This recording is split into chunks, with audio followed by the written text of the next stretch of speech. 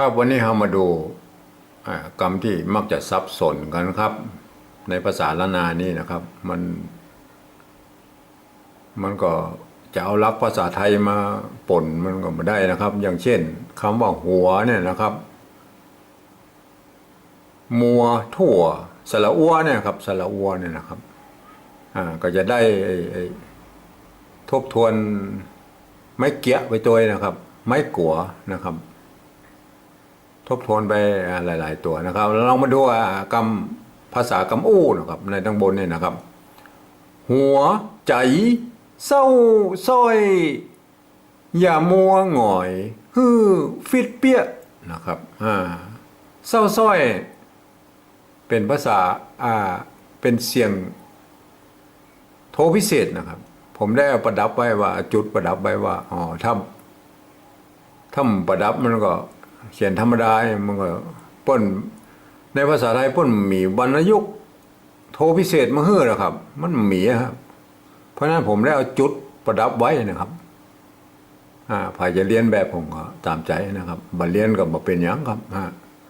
เพราะว่าสำหรับผมแล้วผมว่าถ้ามีจุดมันต้องอ่านเศร้า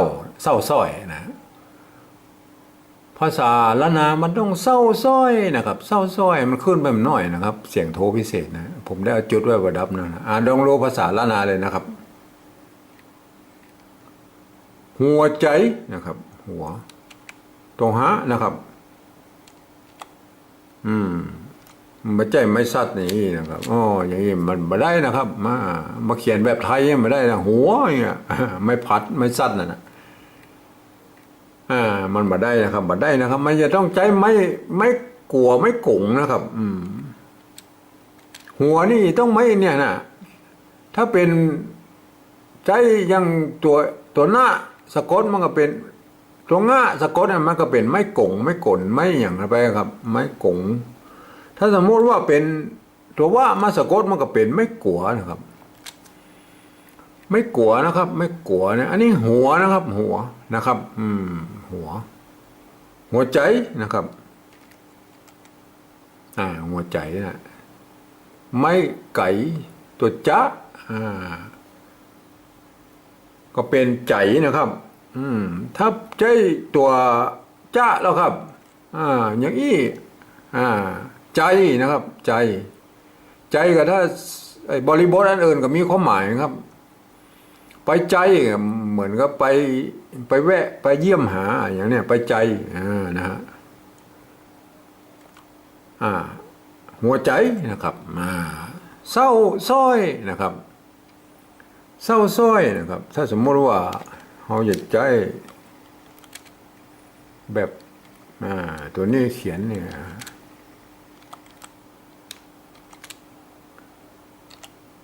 ภาษาเหนือมาเขียนกันอย่างนี้แหละครับมันจะไปเขียนเศร้าส้อยอย่างมันใช่มันเศร้ามันก็คือเศร้าแหละครับเศร้าส้อยนะครับเศร้าแบบนี้ครับเศร้าแหละครับเศร้าหัวใจแล้วครับอันนี้เศร้าหัวใจเศร้าส้อยนะครับเอาตัวประโยครูปเป็นกันย้อนนะฮะ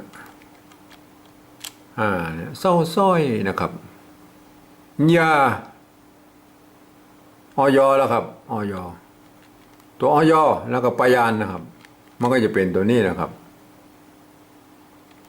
ใส่ไม่เยาะลงไปไม่กาลงไปนะครับยานะครับแต่สมมติว่าตัวไม่มีหรอตัวหาก็ตัวญะแล้วครับเป็นนี่กันญานะญามันบอกค่อยมีความหมายอย่างตัวใดนะญาในภาษาล้านนาเนี่ยมัน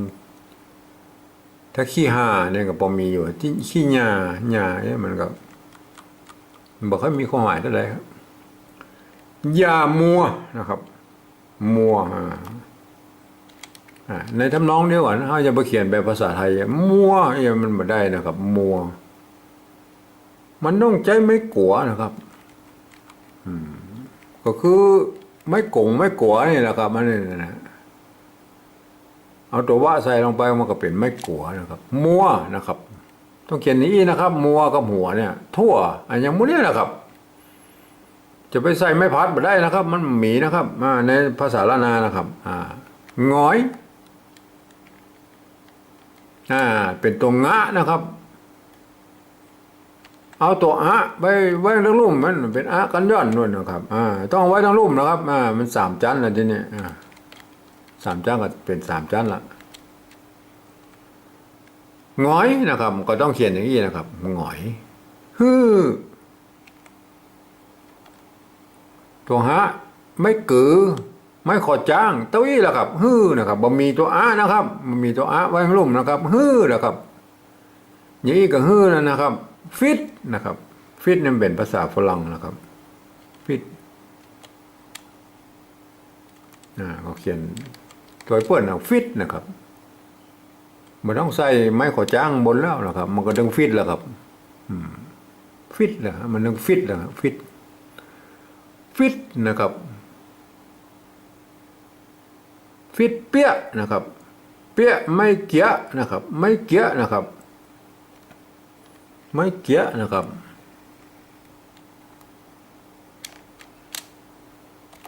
เกี้ยนะครับไม่เกี้ยไม่เกี้ยถ้าเอาใส่เปลี่ยนตัวนี้เป็นตัวเหี้ยนะครับเหี้ยเปลี่ยนตัวนี้เป็นตัวเหี้ยก็เยี่ยนะครับเยี่ยนะครับถ้าเปี้ยแล้วครับเปี้ยก็ต้องใช้มันเป็นเสียงตีนะครับเปี้ยไม่ต้องใช้ตัวป้านะครับเดี๋ยวนี้นะเปี้ยนะครับฟิตเปี้ยนะครับได้แล้วได้แล้วหัวใจเศร้าซ้อยอย่ามัวหงอยฟิตเปี้ยนะครับฟิตเปี้ยเรามาดูภาษาปริวัติแบบที่สองเลยนะครับหัวใจเศร้าซ้อยอย่ามัวหงอย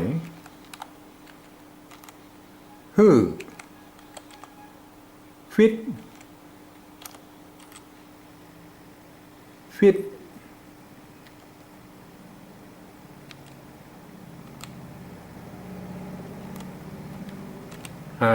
ฟิตเพี้ยได้ไหมต้องเขียนเป็นเพี้ยนะครับฟิตเพี้ยนะครับหัวใจ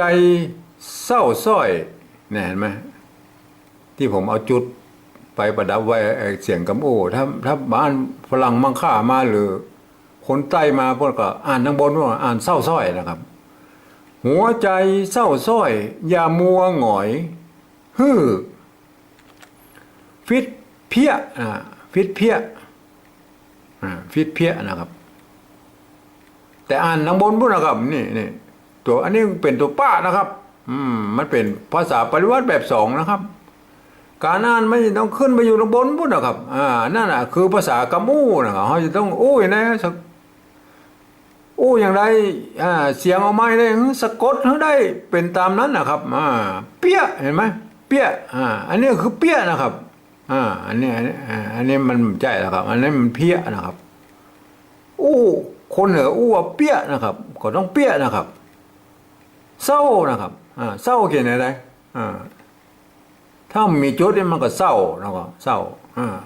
อย่างไรล่ะว่าเศร้าเศร้าเฮาอย่างไรเฮาผมเองก็ได้เอาตัวนี้มาประกอบไว้ถ้ามีจุดที่เศร้านะซ้อยนะครับหัวใจเศร้าซ้อยอย่ามัวหงอยฟิตเปี้ยนะครับต้องไปนู่นเสียงไปออกลำบนพุ่นนะครับ